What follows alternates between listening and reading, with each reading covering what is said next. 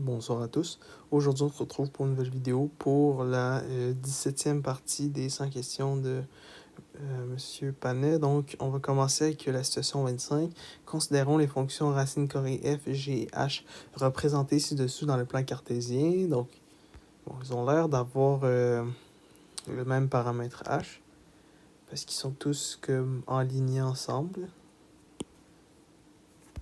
Ensuite, bon, c'est ça qu'on nous dit. Donc, le domaine de f est égal au domaine de g, c'est égal au domaine de h. Donc, ça veut dire qu'ils ont tous le même paramètre h. La règle de la fonction g est gx est égal à moins racine de 4x moins 16 plus 1.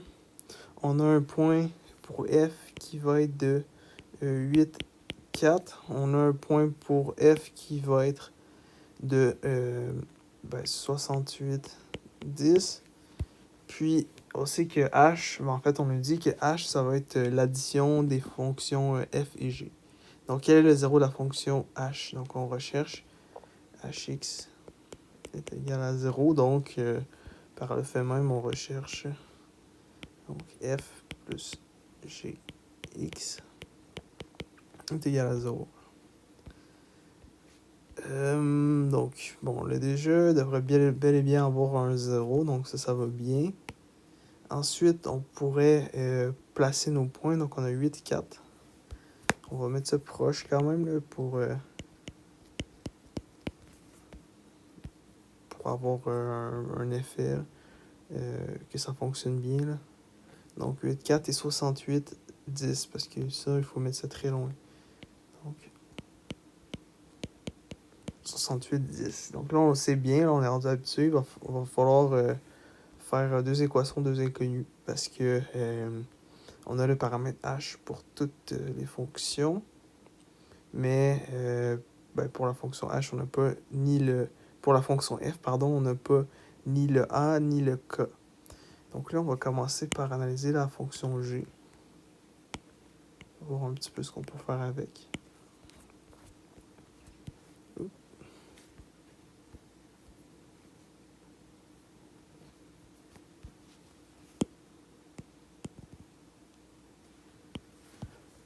Donc là, ce qu'on a ici, c'est... donc on va avoir moins racine de... Là, on va directement isoler le 4. Donc ça va faire x moins 4 plus 1. Donc, on va avoir moins racine de 4 fois x moins 4 plus 1. Donc, on va avoir moins 2 x moins 4 plus 1. Donc, ça, c'est notre fonction gx.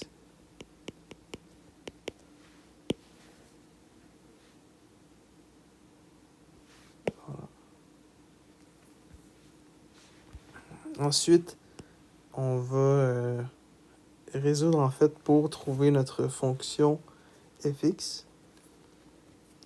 Donc, on sait que fx va être égal à racine de x moins h plus k. Et on a nos deux points, on a 8, 4 et 68, 10.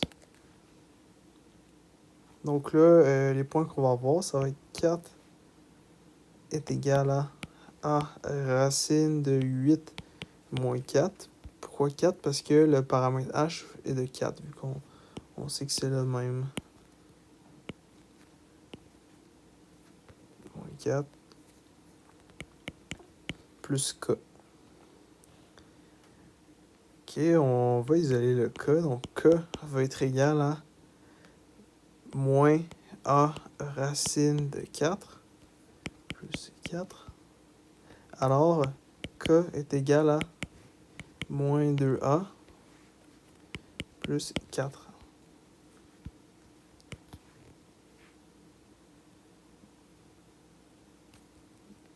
Bon, on peut faire ça en boîte. Voilà. Moins 2a plus 4, ça va bien. Ensuite, pour l'autre équation, ça va être 10 est égal à A, 68, moins 4 plus K. Alors, K va être égal à, donc, moins 8 A, parce qu'ici, on va avoir racine de 64. Ce qui va valoir 8, puis on va envoyer ça de l'autre côté, donc ça va donner moins 8. Donc, moins 8A plus 10. Alors, bon, on va résoudre deux équations inconnues. Donc, c'est l'équation 2, c'est l'équation 1. Donc, moins 2A plus 4 est égal à moins 8A plus 10. Donc, 6A est égal à 6. Alors, A est égal à 1. OK. Et donc, moins 2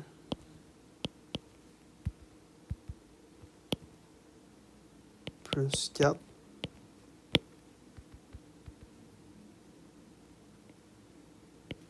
Donc, K est égal à 2. Alors, notre fonction fx va être la suivante. Donc, fx, ça va être racine de x moins 4 plus 2. Voilà. Donc là, on a hx. On sait que hx, c'est égal à f plus gx. Alors, on aura donc moins 2 racine de x moins 4 plus 1 plus racine de x moins 4 plus 2. Donc, on va arriver à moins racine de x moins 4. Puis, ça va donner donc plus 3. Puis, on veut... donc, ça, c'est hx.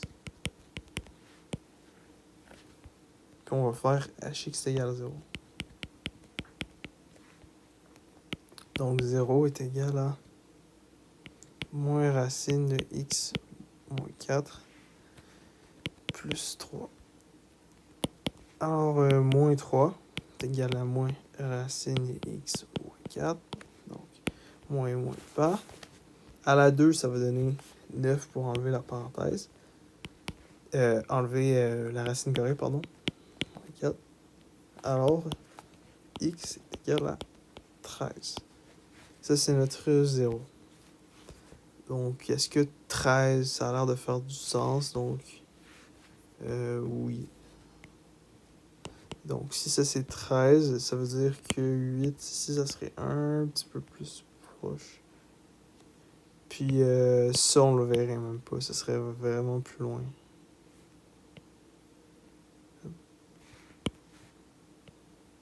Voilà. Puis, ça concorde puisque le A est négatif, donc ça va descendre comme ça. Donc, on passe au numéro 26. Le numéro 26, on va lui ajouter une page. Donc, la règle de la réciproque de la fonction f est, donc, on a f moins 1, donc, pour dire réciproque, c'est égal à 4x plus 2 sur x moins 2. OK. Le point d'intersection des asymptotes de la fonction f est l'un des points de la représentation graphique de la fonction h. Donc, ça va être h k de notre fonction f. Donc, f.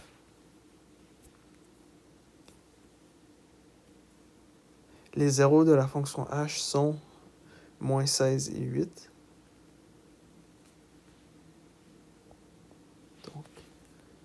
8. Donc ici, ça serait moins 16, 0. Puis ça, ce que ça indique, c'est un point H et K. Donc, ça indique notre paramètre H. Donc ici, ça veut dire que H va être égal à moins 4. Ah non. Ok, ça veut juste plus dessiner plus du tout. Non, c'est pas un manque de batterie.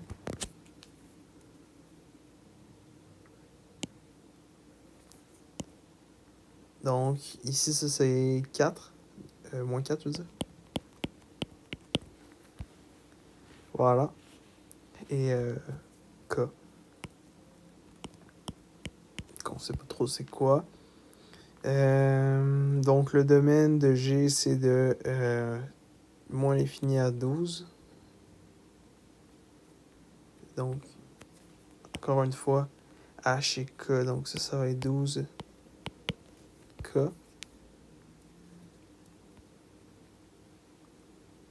Donc, c'est ça. Ici, juste pour confirmation, rationnel, racine carrée, valeur absolue. Donc, on a bel et bien H et K. On a 12. Donc, ça, c'est un point d'intersection entre la valeur absolue et la racine carrée. Le sommet de la fonction h est l'un des points de la représentation graphique de la fonction g. Okay. Donc, quel est le zéro de la fonction g? D'accord. Donc, premièrement, on va trouver la règle de f à l'aide de sa réciproque, donc à partir de sa réciproque. Donc là, bon, on peut commencer déjà par trouver la forme canonique en effectuant la division par crochet. Mais c'est tout à fait possible de le faire sans division par crochet. Est-ce que ça l'est? Je pense que ça l'est, mais division par crochet, c'est mieux vu qu'il y a une petite technique qui va se faire par la suite que je vais montrer. Donc, 4x moins 8. Donc, ça va donner 10. Plus 10 sur x moins 2. Donc, ça, c'est notre y est égal à 10 sur x moins 2 plus 4. Alors là, ce qu'on va faire, c'est identifier les paramètres h et k tout en conservant leur signe. Puis on va juste les intervertir. Ça va nous donner l'inverse. Donc, l'inverse de l'inverse d'une fonction, ça leur donne la fonction. Donc, 10 sur x, ici, ça va être moins 4 plus 2. Donc, x est égal à 4. Et ici, c'est y est égal à 2.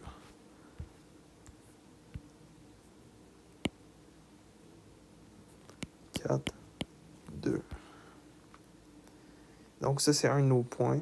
D'accord? Bon, ça, si ça continuerait...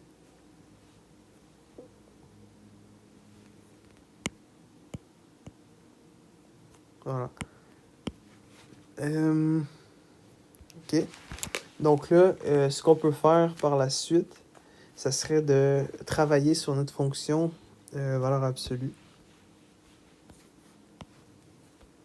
Donc on sait que c'est la fonction hx. Donc hx va être de la forme suivante. A x moins h plus k. On sait que h, on l'a trouvé par symétrie, c'est moins 16 plus 8 sur 2. Donc c'est égal à moins 8 demi. Alors c'est égal à moins 4. Et là, on va trouver la pente. Puis on va utiliser le signe négatif de cette pente-là, vu qu'elle est orientée vers le bas, cette fonction valeur absolue. Donc on a 2 moins 0 sur 4 moins 8. Ça va être égal à moins 2 quarts. Donc on a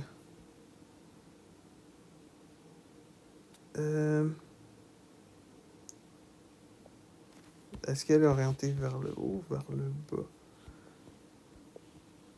Ouais, vers le bas. Parce que la pente trouvée ici est positive, mais nous, ce qu'on veut, c'est négatif. Donc, ça va être moins 1/2 parce qu'il est orienté vers le bas. Donc, on va avoir hx est égal à moins 1/2 x plus 4 plus k. Donc, pourquoi est-ce qu'on fait ça de cette manière? On aurait pu trouver les deux branches, donc branche 1, branche 2 avec la pente, puis là faire y est égal à x plus b pour les deux, là, pour les deux branches, puis trouver l'intersection, puis ça va nous donner notre h et k. Mais là, puisqu'on sait déjà c'est quoi notre h, on peut directement y aller avec la fonction. Et un point, bien entendu. Donc, le point qu'on pourrait choisir, ça serait le point 8, 0. Donc, 0 est égal à moins 1/2 8 plus 4 plus k. Donc, k est égal à 1/2 valeur absolue de 8 plus 4, donc 12. Donc, k est égal à 6. Donc, finalement, on a hx est égal à moins 1/2 x plus 4 plus 6.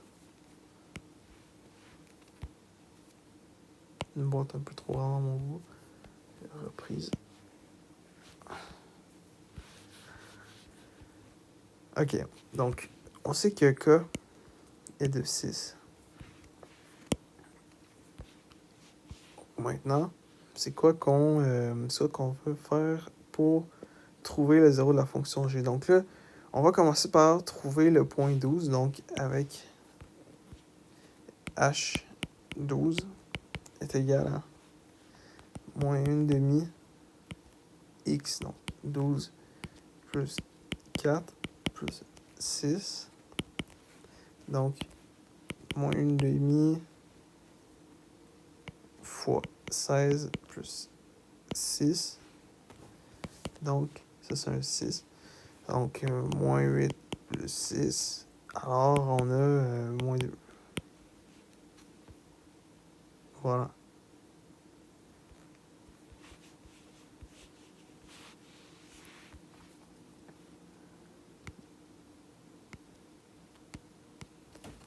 Ok.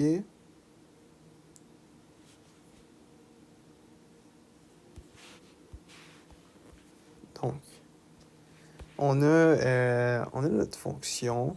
On a ce qu'il faut pour trouver notre fonction gx, je veux dire. Donc, c'est bien gx la fonction? Oui.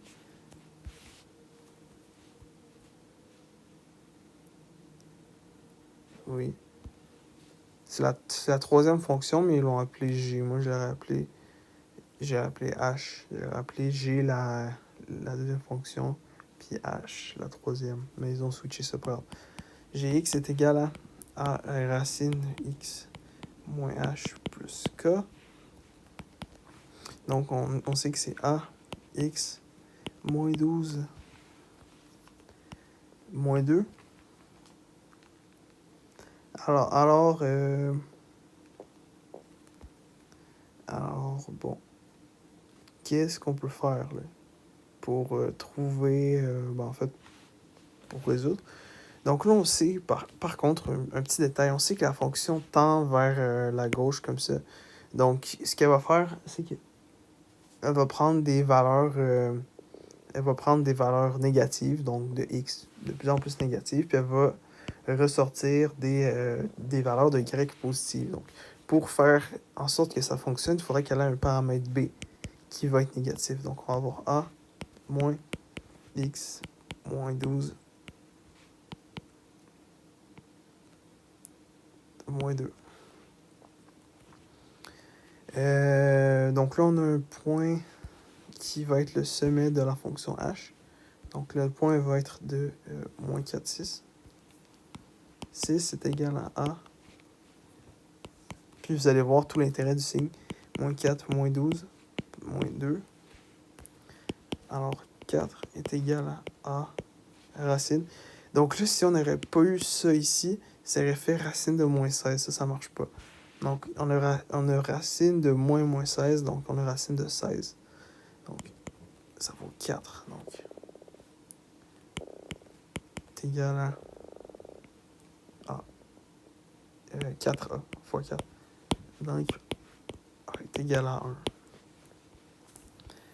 Alors on a notre fonction gx est égale à racine de moins x moins... c'était moins 12, ouais. Moins 12. Moins 2.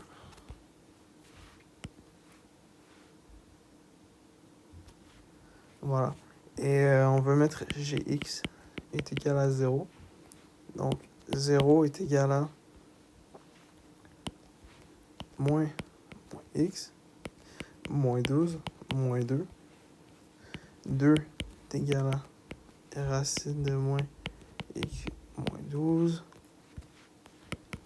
4 est égal à moins x moins 12. Donc, moins 4 est égal à x moins 12.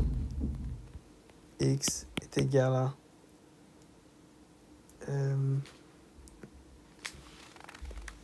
juste revérifier. Ah oui, il y a une petite affaire qui ne fonctionnait pas ici.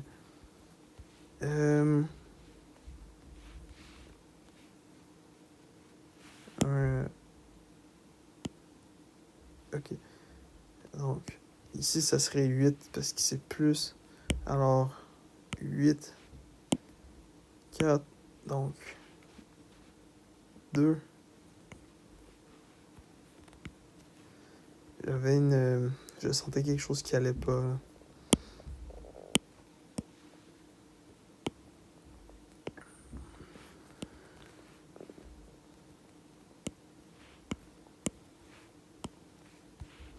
Deux, puis là on a un.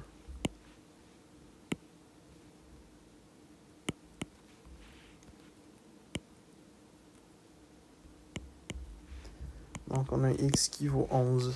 Voilà. Donc oui, ça fait beaucoup plus de sens. Un x qui vaut 11, 0. Plutôt qu'un x qui valait 8, je crois. Donc ouais, ça fait plus de sens. Donc c'est tout pour ce soir.